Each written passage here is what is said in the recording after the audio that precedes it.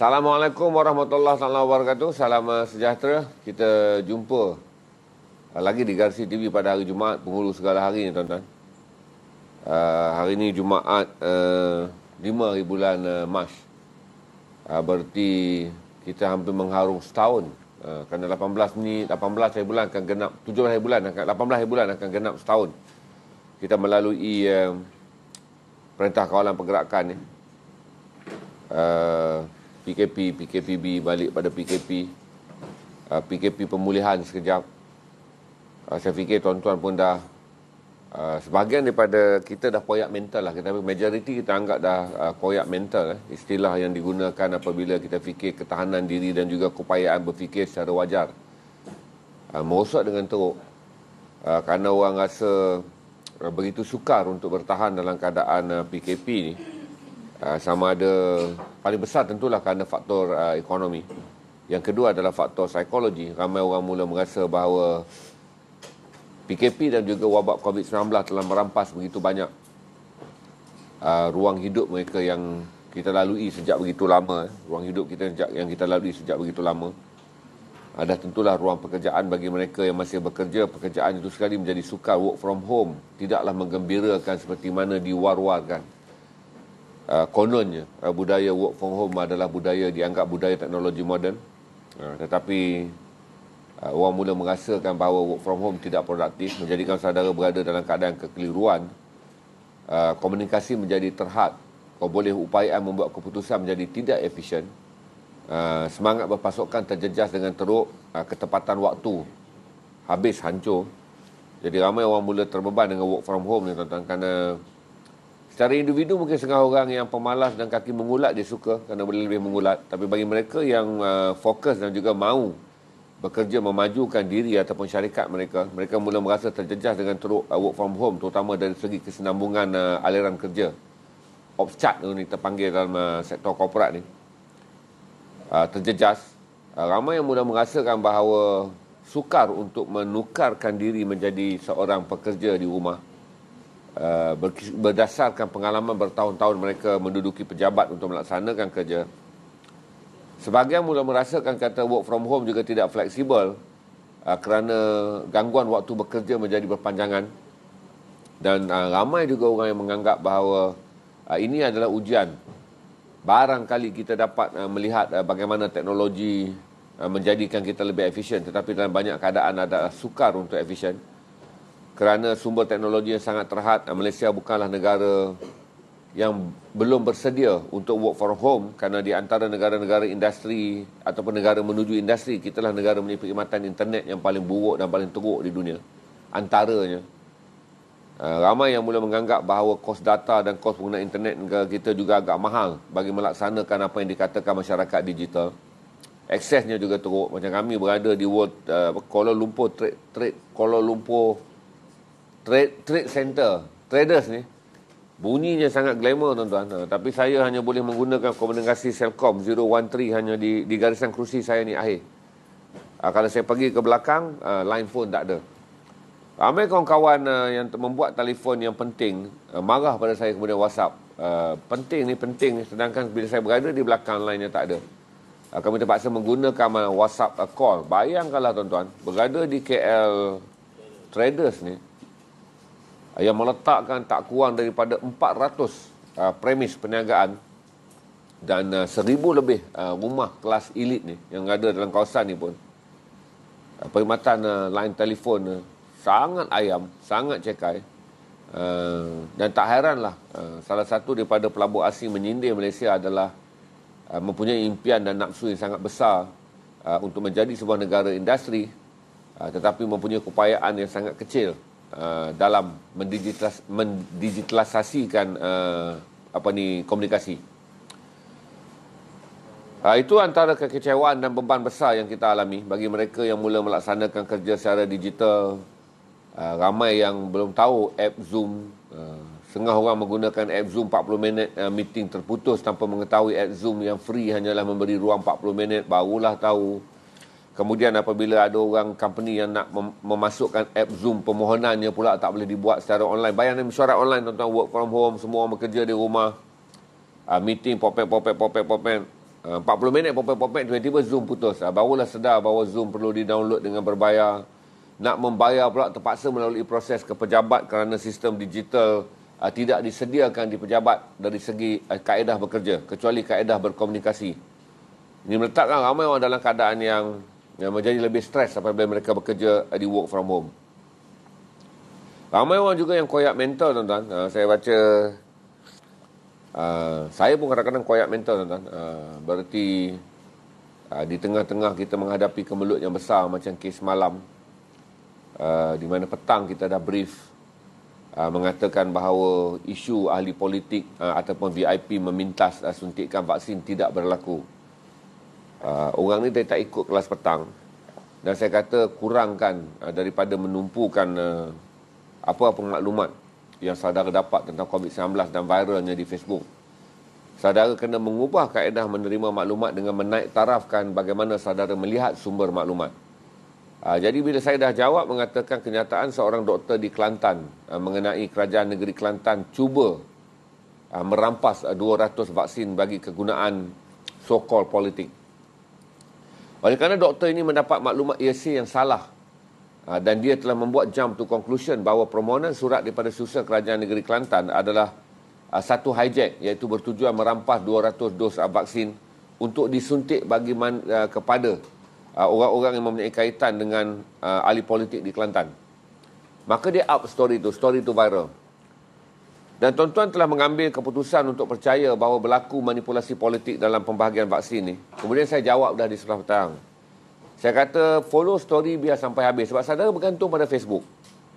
Sebab tu saya kata jawapannya dikeluarkan 24 jam kemudian. Bahawa SUK Negeri Kelantan tidak pernah mengarahkan KKM menyerahkan 200 dos vaksin. Apa yang berlaku hanyalah memohon kepada Kementerian Kesihatan Malaysia melalui Pengarah Kesihatan Negeri Kelantan untuk mempertimbangkan 200 dos vaksin khusus yang bukan pun akan disuntik kepada orang politik. Kerana saudara harus tahu, mereka yang menjadi ahli parlimen dan juga ahli Dewan Undangan Negeri adalah termasuk dalam senarai barisan depan. Kerana mereka adalah ahli politik yang berkhidmat dan bertemu dengan masyarakat, maka mereka diberi hak sebagai barisan depan. Mereka dapat. Tetapi di negeri Kelantan, timbul satu idea mengatakan bahawa setiap ahli politik akan melawat pengundinya dengan minimum bersama dengan pemandunya. Maka kerajaan negeri Kelantan memohon 200 dos tambahan bagi membolehkan mereka yang berada dalam dekat dengan persekitaran ahli-ahli Dewan Undangan Negeri, Exco, pegawai-pegawai tinggi kerajaan negeri yang berkomunikasi dengan orang awam diberi suntikan. Kerana apabila seorang wakil rakyat bertemu dengan penduduk di sesuatu kawasan, kalaulah dia ni divaksin, bebas jangkitan, tetapi dia membawa bersamanya pemandunya yang mungkin saja menjadi ejen pewabak, maka usaha kerajaan untuk menjadikan pertemuan antara wakil-wakil rakyat dan ahli parlimen bertemu dengan pengundi dalam keadaan bebas jangkitan akan menipis. Ataupun pekerjanya apabila pergi bersama dengan ahli parlimen, ahli politik, masuk ke kawasan-kawasan yang kita kata kawasan merah, melawat asrama yang dijangkiti wabak, berada di kilang ataupun di komunikasi pertempatan orang ramai yang ada jangkitan, maka dia juga akan terdedah. Oleh kerana doktor perempuan ni dengan gelojoh telah menaik taraf, posting dengan mengatakan ini adalah satu hijack, maka semua orang menjadi gempak dengan mengatakan, oh, barisan depan yang dedahkan, barisan depan yang mendedahkan. Kena faham, tuan-tuan, barisan depan mendedahkan sesuatu berasas ataupun tidak. Barisan depan bukanlah orang yang maksum. Tidak semua maklumat barisan depan boleh kita pegang sebagai maklumat yang tepat. Ini adalah maklumat seorang doktor wanita yang jump to conclusion. Jadi apabila Kementerian Kesihatan Malaysia mengatakan itu hanya permohonan dan permohonan itu ditolak kerana dia tidak dibincangkan di peringkat Majlis Keselamatan Negara. YB Khairi juga mengatakan bahawa permohonan itu ditolak kerana 500,000 barisan depan telah pun diklasifikasikan. Tidak termasuk pegawai-pegawai yang berkhidmat di bawah ahli parlimen ataupun mana-mana ahli Dewan Undangan Negeri. Tidak termasuk anggota keluarga, mana-mana doktor ataupun mana-mana individu yang menjadi anggota barisan depan. Tidak termasuk. Jadi marahlah kawan ni yang bertanya pada saya pada sebelah malam. Saya dah jawab pada sebelah siang dengan mengatakan Doktor tu tak buat fitnah, tapi yang saya panggil adalah sifat orang Melayu, iaitu jump to conclusion, sangat mudah membuat andaian berdasarkan maklumat yang sangat terbatas. Jadi bila berita ni dijawab, YB Khairi Jamaluddin pun dah jawab, YB Dr. Adham Baba dah jawab, orang Melayu tak suka nak viral kan. Dia masih mengatakan tu, barisan depan, dizikirnya barisan depan. Barisan depan ni kita hormati kerjanya, kerana mereka mengembeling tenaga dan bersabung nyawa untuk menjadi barisan yang berdepan dengan pesakit. Tetapi janganlah letakkan dia ni sebagai maksum, ahli maklumat yang apa saja dia kata adalah betul. Kebolehan dia berjuang dalam pekerjaan dalam dunia perubatan satu hal, betul. Keupayaan dia untuk mendiversikan maklumat belum tentu betul. Jadi jangan kalau sebut barisan depan saudara pukal, dialah seolah-olah orang yang nabi dan maksum. Ini akan mengelirukan saudara. Jadi semalam bila saya jawab, dia kata, oh, tak boleh bawa bincang. Itu saya kata, tuan-tuan, dalam keadaan sekarang tingkatkan sikit kita punya mentality. Berarti bila jumpa maklumat baca, saya nak bagi tahu tuan-tuan, waktu doktor tu up story, akhbar anti kerajaan pun tak carry banyak. Ini lebih dia. Refer lah ke Malaysia Kini, tak banyak carry-nya. Tetapi apabila kerajaan menjawab, YB Khairi mengatakan bahawa semua suntikan dipantau oleh My Sejahtera, My Sejahtera. Berarti nama mereka berada dalam My Sejahtera sebagai barisan depan 500,000 orang. Setiap dos suntikan direkodkan. Berarti tidak akan boleh berlaku sebarang penyelewengan dos suntikan. Kerana sebelum dos suntikan ini dibuat, satu akta telah pun dipinda, iaitu Akta Penyakit Berjangkit 1948, Kanun Kesesaan 342. Di mana selain daripada denda itu dinaikkan untuk mereka yang melanggar peraturan, orang awam yang tak mengikut SOP ataupun syarikat yang tak mengikut SOP, denda daripada 10,000, 1,000 untuk orang awam naik ke 10,000, 50,000 bagi syarikat naik ke 100,000.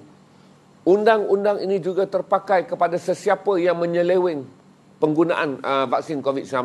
Bererti sekiranya seorang doktor menyuntik dengan niat sengaja, ataupun seorang pegawai mengeluarkan vaksin dan menyerahkan orang lain dengan sengaja, dan orang lain yang tidak berada dalam senarai queue dengan sedar telah menggunakan vaksin tersebut, dia boleh dipenjarakan 7 tahun penjara dan denda tidak melebihi 100,000. Jadi tolong saudara stop daripada bercakap tentang benda-benda yang kita tak tahu ekor kepala, tapi kita suka menyebarkan perkara-perkara yang kononnya kita tahu. Itu yang saya selalu sebut, palatau.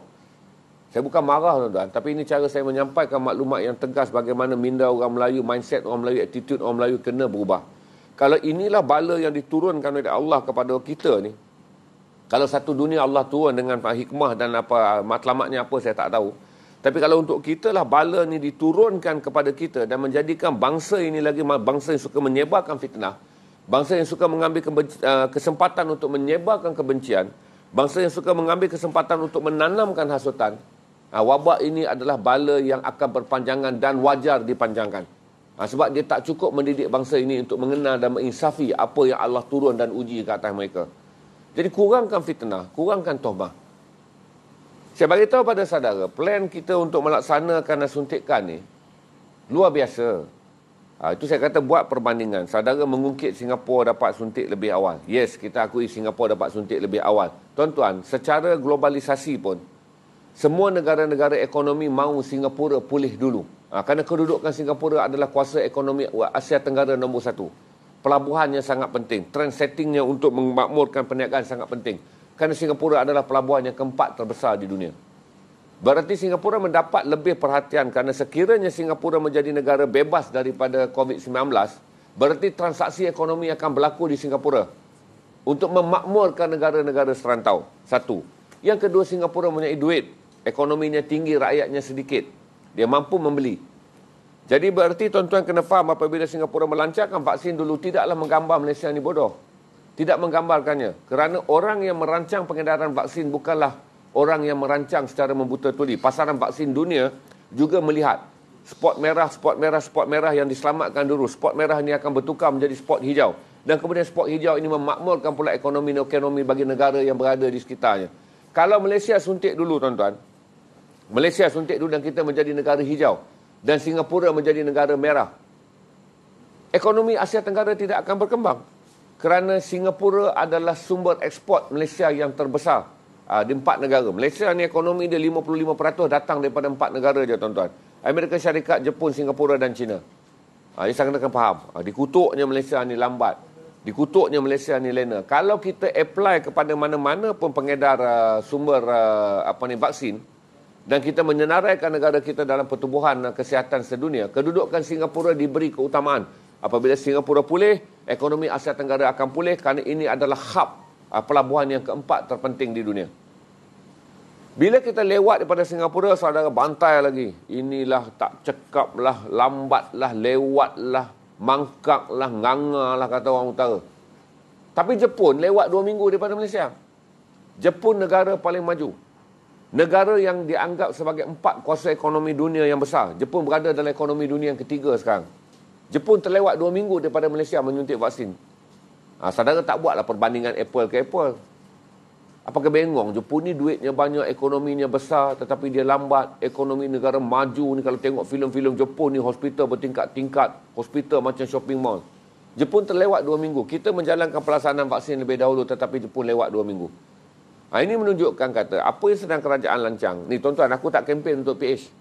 Ini bukan pilihan raya. Saya sedang bercakap untuk membentuk satu mindset orang kita berfikiran positif, bergerak ke depan dan menjadilah negara bangsa yang bersatu, memerangi COVID-19 dengan menggunakan vaksin. Akhirnya kita pulih, ekonomi kita selesai. Ni, Mahyudin dia nak duduk atas, dia nak duduk bawah, korang tentukanlah bila pilihan raya. Yang saya nak adalah, yang kita berharap negara ni cepat pulih.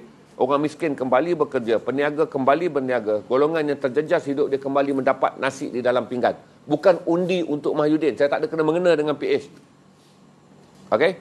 Saya cakap sekali lagi dengan tegas, fokus.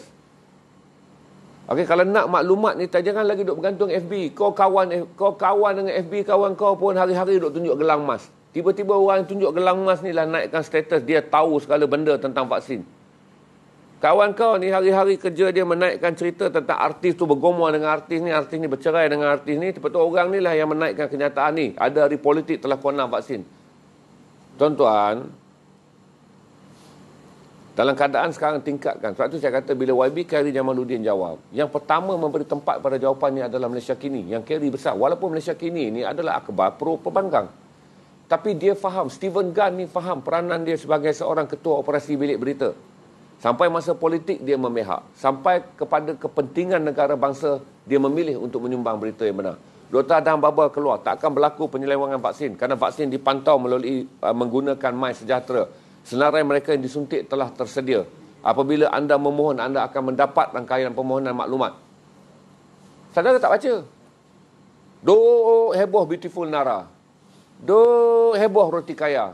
Heboh My Media bulan tu. Kejar cerita Syuk bercerai okey ke tidak. Kejar Nilofa ni sambung cincin nak kahwin atau tidak. Ni saya koyak mental lah ni. Dia koyak dah ni. Dia jadi dah koyak mental bila bahasa. Tapi tuan-tuan, saya nak sampaikan kepada tuan-tuan, bila sampai isu COVID-19, dia bukan cerita Nilofa bergaduh dengan da'i. Dia bukan cerita satu lagi da'i yang sedang mengorat awet. Itu bukan level kita nak pergi cari maklumat serendah maklumat tu. Tingkatkan maklumat saudara. Sebab tu saya kata, baca di portal-portal yang ada substan apabila mereka melaporkan tentang keadaan negara bangsa. Sebab tu saya kata, aku ni tak anti ke tak apa. FMT aku baca, Malaysia Insider aku baca, Sinar Harian aku baca, Utusan aku baca, Berita Harian aku anggap yang sangat terbaik dalam laporan ni. Awani Online, the best one. Yang memberi laporan, committed. Kerana semua wartawan-wartawan juga sedar.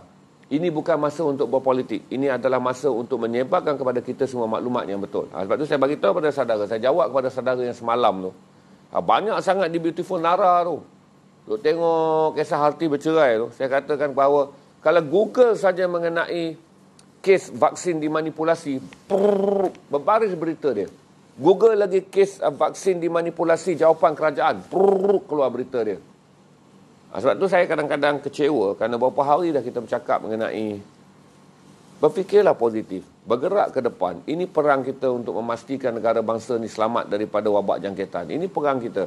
Tuan-tuan, dunia menilai ekonomi Malaysia sebagai 10 negara yang paling pantas akan maju. Ini bukan kata saya. Buka ni, kalau saya cakap ni pergi ke Fitch Rating. 10 negara wajaran ekonomi tertinggi. Malaysia disenaraikan. Tetapi untuk mengukuhkan kedudukan Malaysia sebagai negara wajaran ekonomi tinggi ni, rekod kita dalam segi mentaliti rakyat kena buktilah supaya orang dah tengok ekonomi. Okey, oleh kerana Malaysia mempunyai hubungan perniagaan yang terbesar dengan 4 kuasa ekonomi. 55% ekspor Malaysia adalah kepada 4 negara yang anytime bila COVID pulih dan negara ni membuka ekonominya, ekonomi Malaysia memacu 55%. Kerana kita mempunyai hubungan perniagaan 55% apabila kita mengeksport kepada China, kita mengeksport kepada Singapura, kita mengeksport kepada Jepun dan kita mengeksport kepada Amerika Syarikat.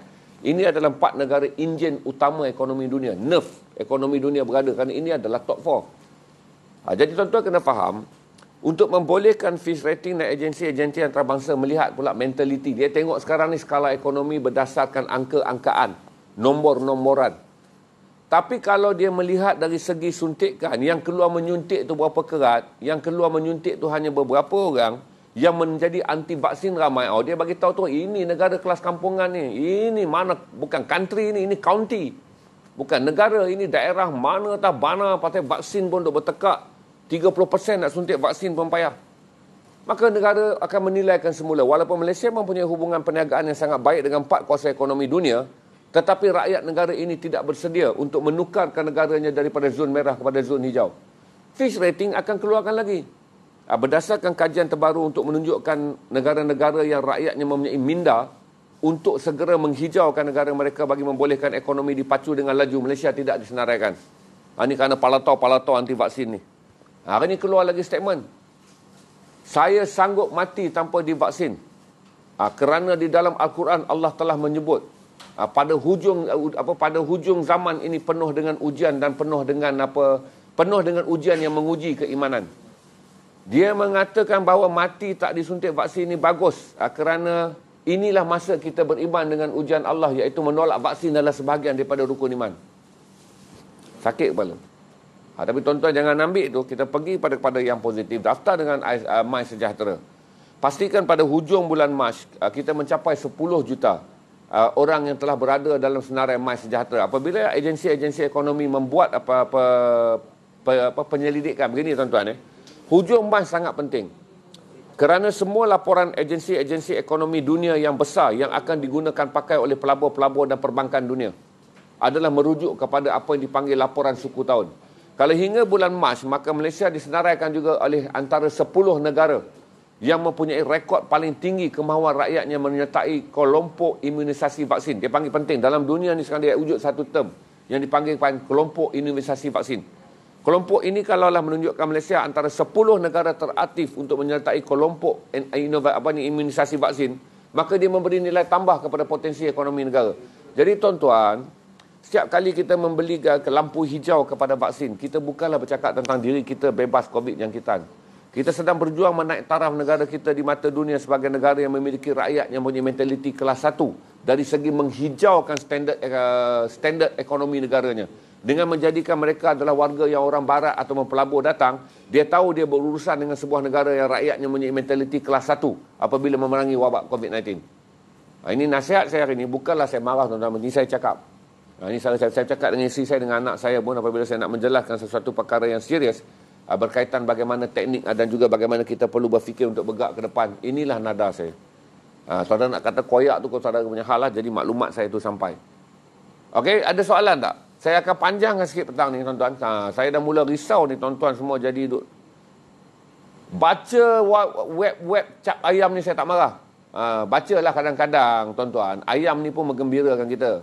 Tapi jangan tukar mentaliti IQ jadi mentaliti cap ayam. Baca roti kaya tak apa, tapi jangan otak roti kaya. Buka aja langsung tak nampak otak, nampak roti dengan kaya aja. Itu masalah. Baca bulan tak apa tuan-tuan, tapi jangan bengong sampai macam hari-hari bengong menatap bulan. Cukuplah ponggok menatap bulan. Kita orang kena cerdik sebab ini negara yang sedang dibina semula apabila COVID-19 melanda. Sebab itu saya jelas pada saudara, kalau ikut plan awal saya pun terkejut sebab saya follow plan awal. Plan awal ni kita akan habis Jun 2022. Vaksin sampai di negara kita dengan bekalan hanyalah 16 juta. Tapi kita dah dapat AstraZeneca, kita dah dapat Sinovac. Dulu tuan-tuan, nama saya ni disenarai, kategori saya bukan nama saya. Kategori saya disenaraikan pada bulan Disember. Lepas tu buat penambahbaikan, kategori nama saya jatuh pada bulan, kategori saya ni, iaitu dipanggil golongan frasa 3. Jatuh pada bulan Ogos. Sekarang kategori saya dah masuk bulan April. Bererti sekarang ni suntik saja barisan depan 500,000, bermula pada bulan Mei 9.4 juta, asalnya 6.5. KJ ni walaupun heboh main basikal tuan-tuan, dia buat kerja. Walaupun aku gelak juga dia jatuh basikal sampai JKR minta maaf tuan-tuan. Tapi 6.5 dia dapat, dia kejar angka tu. Bila dia kejar, kita dapat saja AstraZeneca. KJ terus membetulkan jadual vaksin sebab vaksin dah masuk banyak. Bererti mereka yang menunggu dalam senarai 6.5 juta, sekarang dah naik 9.4 juta. Berarti aku dengan Jack ni kalau dapatlah surat lah nak potong queue, bagi cerita ada asma. Aku dah masuk lah dalam senarai bulan April ni boleh suntik. Di mana dianggap mobility. Mereka yang asma alahan yang teruk. Konon kena COVID terus kojol jalan. Tak, jadi dicepatkan. Bererti pada mulanya kita akan tamat lambat. Tapi akhirnya pada April ni apabila saja tamat golongan mereka yang divaksinkan di bawah 500,000 barisan depan, terus saja 9.4 juta golongan mobility akan mula divaksinkan. Serta warga emas yang berusia 60 tahun ke atas. Cepat, jadual asalnya tu adalah Ogos. Masukkan ni cepat. Angkanya daripada 6.5 dah 9.4 juta.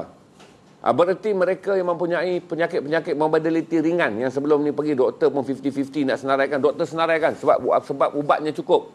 Senaraikan mereka masuk. Kita ni tuan-tuan, Mei dah masuk. Cuma kerajaan meletakkan garisnya sana Februari adalah 2 sebab saja. Sebab kita tak tahu risiko apa yang akan berlaku pada pembekal. Takat ni rentak pembekal, okey, kita doakan semua 3 pembekal yang dah lulus. Kita menanti 2 lagi pembekal sebab kita dah lulus Pfizer, kita dah lulus Sinovac dan kita dah lulus AstraZeneca. Kita tunggu saja bahagian regulatory Kementerian Kesihatan Malaysia melulus 2 kali lagi vaksin, iaitu vaksin Moderna AS dan juga Sputnik 5 daripada Rusia. Lulus saja vaksin ni, jadual ni akan jadi lebih cepat. Tetapi apa gunanya vaksin datang dengan banyak dan jadual menjadi lebih cepat kalau kita duk jadi palatau lagi? Duk sembang macam Beautiful Nara, duk sembang macam Roti Kaya, duk sembang macam O Media. Aku pun baca, tuan-tuan, aku tak tahu Roti Kaya, Beautiful Nara, aku pun baca. Tapi jangan letakkan mentaliti kita tu macam mentaliti nak faham tentang COVID, macam nak faham betulkah katut syuk di depan rumah janda tu. Betulkah katut syuk? Betulkah Niloufar telah menanggalkan cincin pertunangannya? Tak bolehlah letak mentaliti kita tabayun dan mentakrif maklumat serendah kita baca berita hiburan. Okey? Penat dah tu. Hari ni diorang tak bagi peluang saya khutbah hari Jumaat walaupun saya pergi awal. Jadi saya khutbah pada saudara je lepas ke Jumaat. Imam tak bagi cokma kat saya. Sebab tak ditauliahkan untuk ucap dalam masjid. Okey, ada apa soalan tak? Okey, senang je. Saya baca KKM. Web Facebook KKM. Pergi ke Facebook KKM. Pertama sekali itu maklumat dia. Ini saya bagi yang mudah lah, Facebook KKM.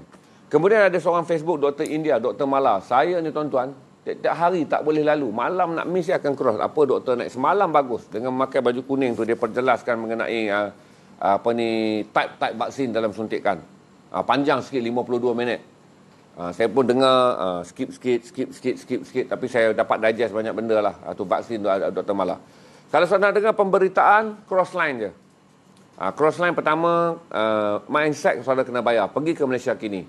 Lompatlah baca cerita, kau tak larat dah nak baca Mahyudin, kau tak larat nak berita tentang cerita Bang Non, kau tak larat nak cerita tentang Azmin, kau tak mau dengar dah cerita Mak Maslan, kau keep lah. Jadi pukul 6 petang apabila story vaksin masuk, pergi ke Malaysia Kini. Sebab Malaysia Kini 6.30 dia dah release story vaksin. Baca. Muka Bang Non, muka Abah, muka Mak Maslan dalam frame pun dapat separuh je sebab dia tak cukup tinggi. Gambar ambil pun selalu dekat dagu je dapat. Jadi kau pun tak nak baca story dia. Lompat. Mana-mana yang kau menyampah politik ni, kau tak suka baca Anwar Musa, kau tak suka Taqiyuddin, kau tak suka segala macam orang, tak apa. Kau baca je pasal Malaysia Kini akan up paling cepat. Nak baca analisis yang bagus tentang COVID-19 ni, pergi ke FMT. Sebab FMT ini adalah analysis driven article. Dia banyak, FMT dia lebih suka artikel sebab dia tak boleh compete dalam premium news. Dia compete dalam premium opinion. Jadi kalau nak baca pandangan-pandangan yang baik, pergi ke Malaysia Kini. Ke FMT sebab dia menyediakan banyak berita bersifat pandangan. Malaysia Kini menyeritakan berita yang lebih banyak bersifat maklumat. Kemudian pergi pula ke akhbar yang sentiasa konsisten tentang COVID-19, berita harian. Berita harian online baca free tuan-tuan. Utusan mungkin susah kena masuk nama, tapi tak perlu langgan. Hanya isi form je untuk membolehkan saudara mendapat berita premium. Isi siap-siap, baca, ambil. Senang je tuan-tuan, aku ajar. Kau keluar utusan, kau masuk balik. Kau keluar utusan, kau masuk balik. Kau keluar utusan, kau masuk balik. Settle. Kau klik Malaysia Kini, kau out. Kau klik Malaysia Kini, kau out. Kau klik Malaysia Kini, out. Buatlah 3-4 kali sehari. Besok kau tekan je Google tu, dia terus keluar. Berita yang mana kau suka baca. Google akan hantar. Jadi macam sekarang saya tekan Google je 10 berita saya. Confirm semua tentang COVID. Tak ada tentang Liverpool, tuan-tuan. Aku dah tinggalkan berita tentang Liverpool dah lama dah. Datang kau. Jadi saya klik je, tu dapat. Bukan saja sempatan. Google membantu anda dengan menghantar berita-berita bersifat maklumat ini datang sampai daripada Indonesia, datang daripada apa bahasa Inggeris. Bila Google dah kenal pasti saudara sebagai penggoogle taksub kepada COVID-19, pakcik Google ni akan tolong pula menyenaraikan setiap kali anda klik saja Google, dia terus turun 10 berita berdasarkan kecenderungan saudara menggunakan Google dalam mencari maklumat. Kalau hari-hari kau cari 18 Ozi je, dia keluarlah 18 Ozi punya keluar. Hari-hari kau cari tentang Uniqlo lah keluar. Gunakan Google, keluar masuk balik, keluar masuk balik, keluar masuk balik, keluar masuk balik. Hinggalah Google dapat detect. Nak lagi best kan, masa Google tu Google dalam bahasa Inggeris. Sehinggalah Google mengenal pasti setiap coding VACCIN COVID-19 kau sangat berminat. Bila Google kenal saja ini adalah pentaksub vaksin COVID-19, kau tekan Google tu, belum apa-apa Google dah senarai dah berita untuk anda. Ini cara bagaimana anda nak membina diri anda dalam menghadapi COVID-19 ni adalah tukar daripada tak mendengar maklumat kelas ayam di FB. Walaupun kau dengar aku ni dekat FB juga. Tapi utamakan saudara mendengar sumber maklumat. Saya sampai baca kalau sekarang ni nak tengok prestasi saya langgan banyak. Saya masuk Kompas. Saya tekan vaksin Sinovac Kompas. Akhbar yang besar di Indonesia. Saya quotekan siap-siap vaksin Sinovac Kompas. Berarti kalaulah akhbar Kompas meraporkan apa-apa tentang vaksin Sinovac. Pasal Sinovac ni hanya boleh dipantau di Indonesia. Sebab Indonesia adalah negara yang paling banyak menggunakan Sinovac. Sebab mereka tak dapat kontrak Pfizer. Kita paling banyak guna Pfizer. Jadi saya tanda siap-siap. Setiap kali Kompas melaporkan sesuatu tentang Sinovac, dia dah naik dah dekat Google saya. Jadi saya boleh tahu, sama ada Sinovac okey, Sinovac tak okey. Sebab saya letakkan coding tu supaya alarm. If anything happen on Sinovac yang bersifat membahaya ataupun sukses, saya mendapat maklumat. Sebab tu saya kena coding Sinovac Indonesia. Supaya semua benda laporan yang keluar daripada Sinovac di Indonesia, dia naik dalam Google saya. This is cara kita coding dalam Google untuk memastikan Mr. Google tu kenal jenis bahan bacaan yang kita nak. Tapi tuan-tuan, Google hantar juga dekat saya benda-benda tentang Nilofa. Saya tak dapat nafikan saya pun hidup macam saudara. Nak baca juga Nilofa ni jadi ke kahwin tidak. Nak bacalah juga cerita Wawa Zainal dengan Azril, suami dia, keluarga bahagia. Tapi saya imbangkan. Tapi cuma 10 keluar dekat saya, majoriti hari-hari adalah tentang COVID-19. Sekali je iklan melintas tentang racun-racun Ozi-Ozi ni. Semalam dah kena racun dah. 17 Ozi Pure Blue Jean Chin Bag. Yang baru dilancarkan tu, pusing rata dapat beli. Kau tahu dapat dekat mana? Dekat Kazakhstan. Butik tu dekat Kazakhstan tau nak beli. Nak beli barang keluaran Jepun yang stok masih ada saiz 34 hanyalah sebuah butik di Kazakhstan. Barulah aku tahu rupanya Ozi-Ozian ni bukan Malaysia aja gila. Sampai orang Malaysia kena beli dekat butik di Kazakhstan. Masya Allah. Okey, ada soalan tak? Semua orang jangan takut tanya soalan. Dia orang takut sekarang tanya soalan. Saya kata nanti soalan tu soalan bodoh. Saya kata fikir dulu sebelum tanya soalan. Supaya tak tanya soalan-soalan yang... Saya tuan-tuan, saya cerita dekat tuan-tuan ni habis hari Jumaat lah. Tak apalah, tak meniaga sikit. Saya dah bagi tahu dah. Vaksin ni adalah patriotism. Patriotism, semangat patriotik kita. Tuan-tuan, kalau tanya saya badan saya pun adalah ubat. Saya kalau kena vaksin besok, doktor tu akan menyampah dengan saya. Pertama, saya kena tunjuk sijil bahawa saya mengalami atrapanik apabila masukkan benda asing. Sebab saya kalau kena bius pun tuan-tuan, doktor dah tahu dia kena bagi saya oksigen. Sebelum bius biasa, bius nak cabut gigi pun doktor kena bagi oksigen. Kalau tidak, saya akan mengalami renjatan dan pitam antara 5 dan 10 minit. Saya pun bersemangat nak suntik. Sebab saya kena buat untuk membuktikan patriotism. Saya buat, isteri saya akan ikut, anak-anak saya akan ikut. Kawan-kawan ni kawan-kawan, tuan-tuan juga ikut. Aku kalau boleh hari aku vaksin tu, aku nak snap gambar, aku nak live daripada tempat vaksin. Sebab ini tanggungjawab nasional, tuan-tuan. Kesan sampingan, pening sikit, mabuk sikit, tak boleh kerja, nanti lebam, badan lesu. Ambillah tuan-tuan, sebab ini perjuangan. Ini kan perjuangan untuk menjadikan negara ini negara hijau, negara yang berjaya daripada disenaraikan sebagai negara imunisasi berkelompok yang terbaik. Kenalah ada pengorbanan. Betul? Takkanlah ambil ubat. Apa ubat yang saudara ambil tak ada kesan sampingan? Semua ada. Jadi ambil. Rekod telah membuktikan di Singapura, kes yang paling teruk hanyalah dirawat 4 kes berlaku di Singapura dengan menggunakan Pfizer. Kita refer ke Singapura sebab Singapura sama dengan kita 4 kes. Kes yang paling teruk adalah 3 orang yang dirawat 2 hari di hospital untuk menyelesaikan ruam yang tumbuh di kawasan vaksin disuntik. Dia anggap kritikal. Tuan-tuan, bila vaksin disuntik, Pertubuhan Bangsa-Bangsa Bersatu telah WHO telah menyenaraikan walaupun naik ruam masuk kira kritikal. Bukan kritikal kerah nak mati ni, ruam naik, kena bagi rawatan. 3 kes tu, lepas 4 orang ni kena gangguan kritikal, 3 dirawat di 2 hari dia di hospital. Yang seorang tu hanya dirawat sejam je. Lepas kena suntik, ada sedikit kesan kemerah-merahan, dia ditahan di hospital. Sejam dah ruam tu baik sepenuhnya, dia dibenarkan pulang. Itu istilah kritikal dalam suntikan vaksin. Jadi kau janganlah pusing, kritikal dekat Singapura 4 orang. Dia bukan kritikal lepas kemalangan, darah beku dalam kepala, pasang oksigen, jolok oksigen masuk dalam perut. Naik ruam pun, WHO telah menyenaraikan standardnya sebagai kesan sampingan yang kritikal. Jadi tolong faham perkataan kritikal.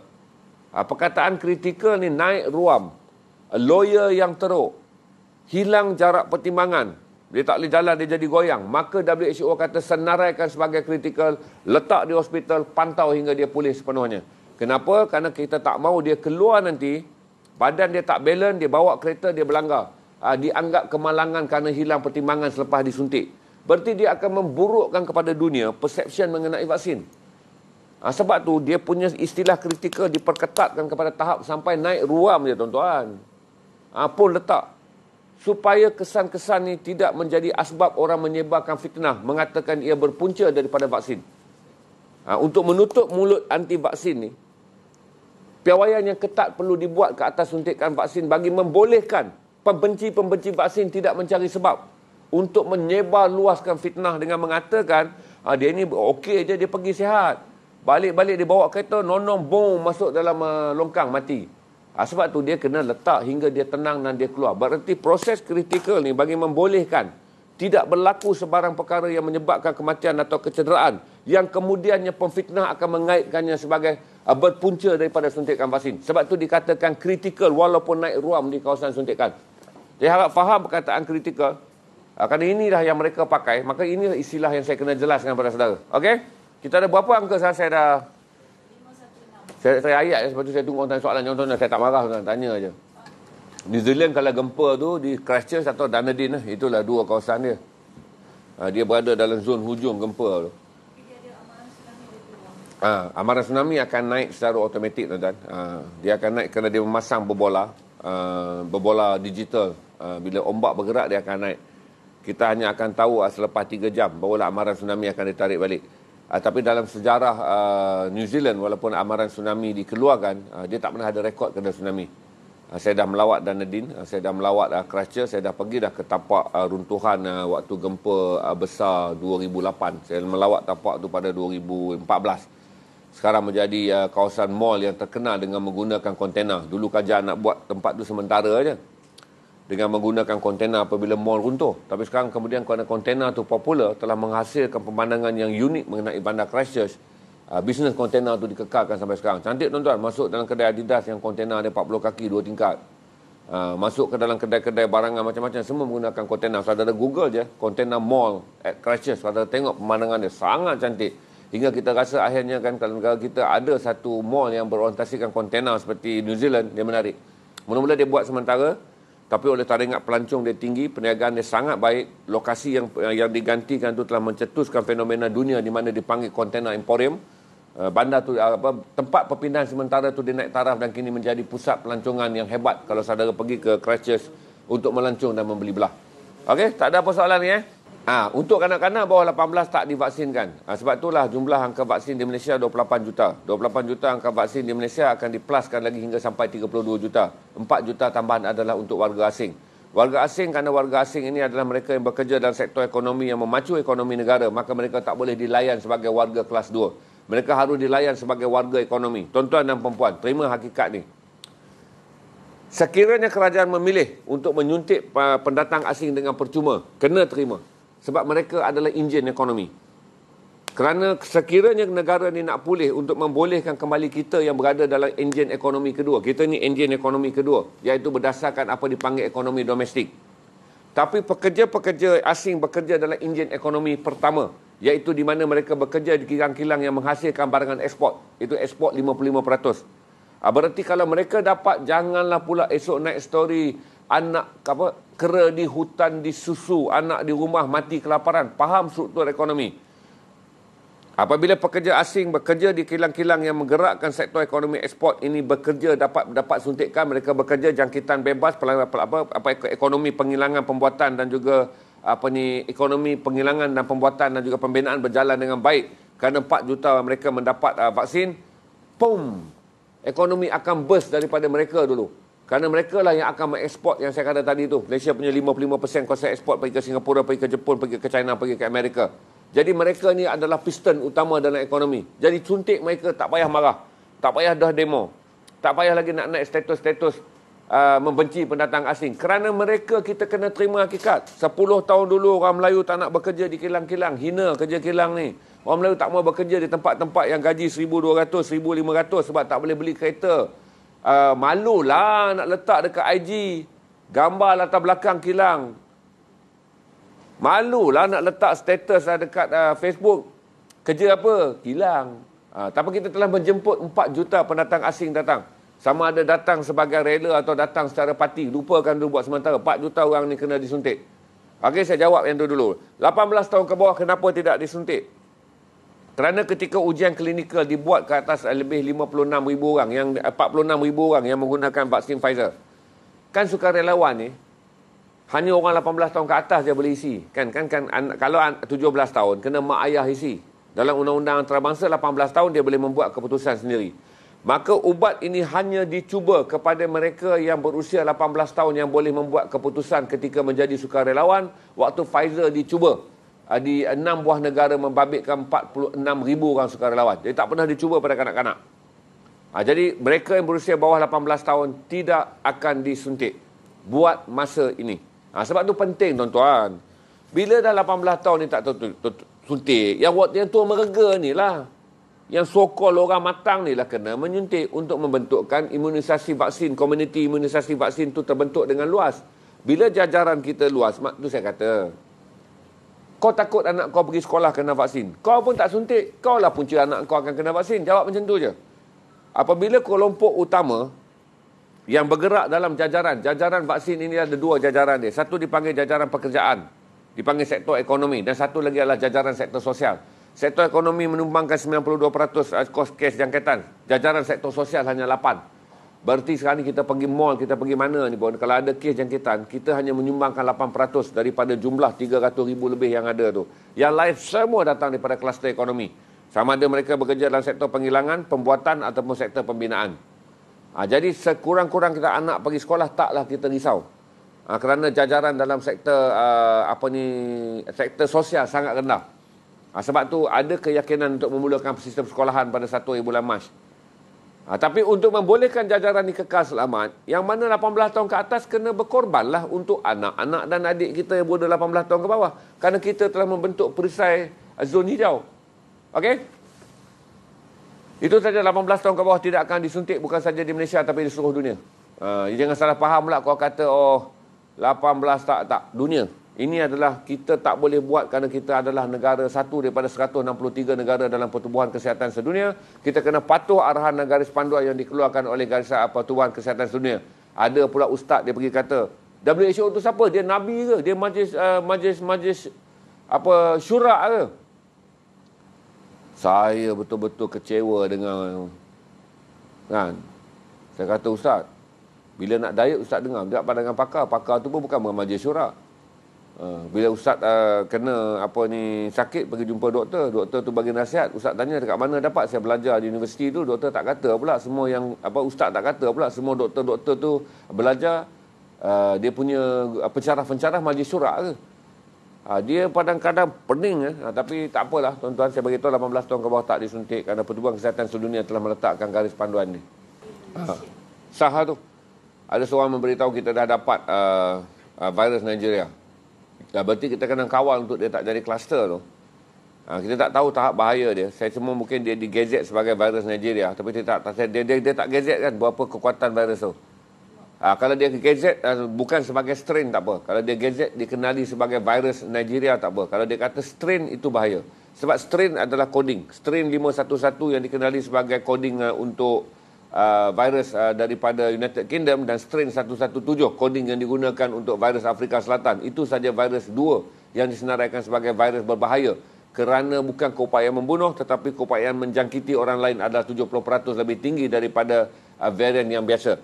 Kalau dia menggunakan virus, okey. Kalau dia menggunakan strain dan varian, kena jagalah bahawa itu adalah satu mutasi baru yang boleh menimbulkan ancaman. Yang dia jumpa ni adalah satu juga mutasi, tetapi belum digazetkan oleh WHO sebagai mutasi berbahaya. Kalau gazet dah naik dah pagi tadi ni, atau mungkin sekejap lagi akan naik.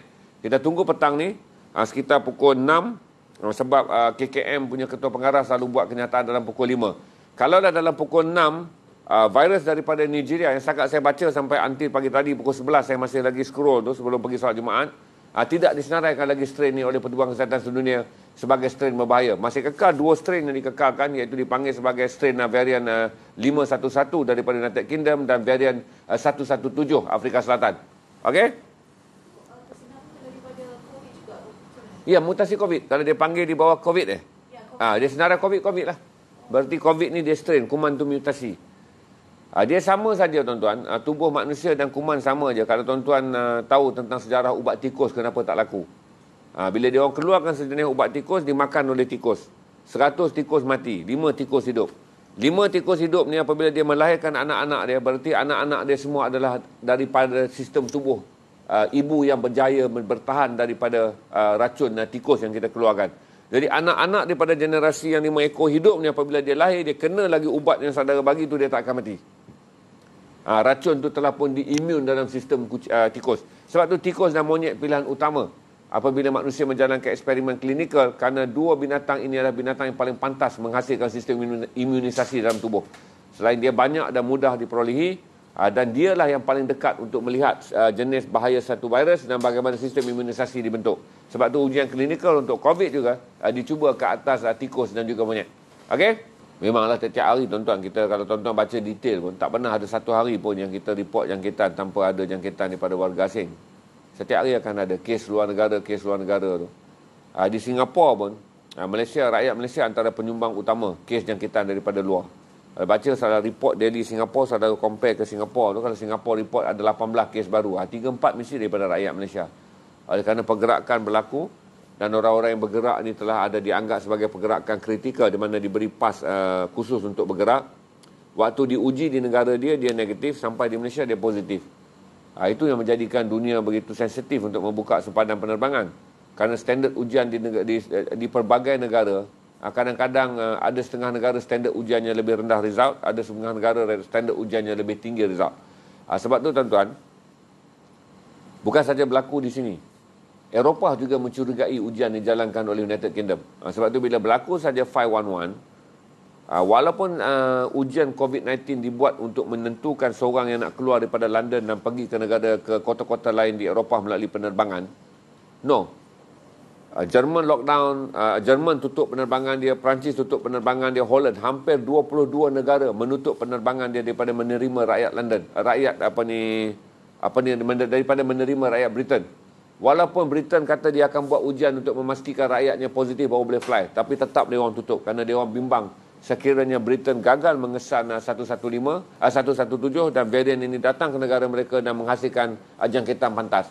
Itu bukan saja panik ni, bukan saja berlaku satu negara tuan-tuan. Apabila Britain mengumumkan dia ada varian 511, 22 negara terus menutup penerbangan daripada menerima sebarang warga daripada United Kingdom. Okey, habis dah.